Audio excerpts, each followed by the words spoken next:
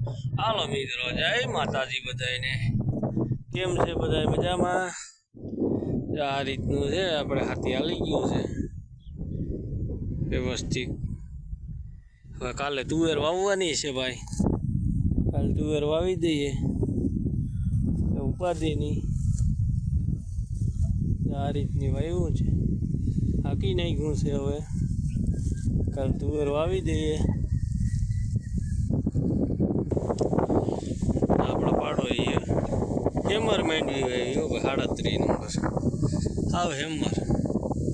પારે વાવી દીધી તુવેર, હેમર માંડવી વાવી છે. હાથી જ હાંકવાનું નહીં, આ રીતે હાવ હેમર હાંકીને વાવી દેવાનું. જોઈએ અવારીને કેવી ઉતરે. આપણે વાવવી છે બરાબર ને, અવારું જોઈ લઈએ કેવી ઉતરે. મારી ઉતરે તો ઓર આપણે વાવી દે, બાકી તો આપણે હાલે જ છે.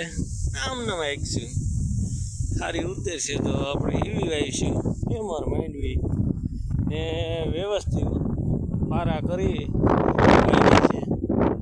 પારે વાવી દીધી તુવેર, કાલે જ વાવી જો આમાં તુવેર. પારે છે ને ટીટોળી લઈ વાવી દીધી. આપણે અહીંયા ઓલી ગઈ આ મોરણી, અહીં લોકો બધા ટીટોળી ગઈ. હેમર માંડવી વાવી દીધી, જોઈને કેવી ઉતરે.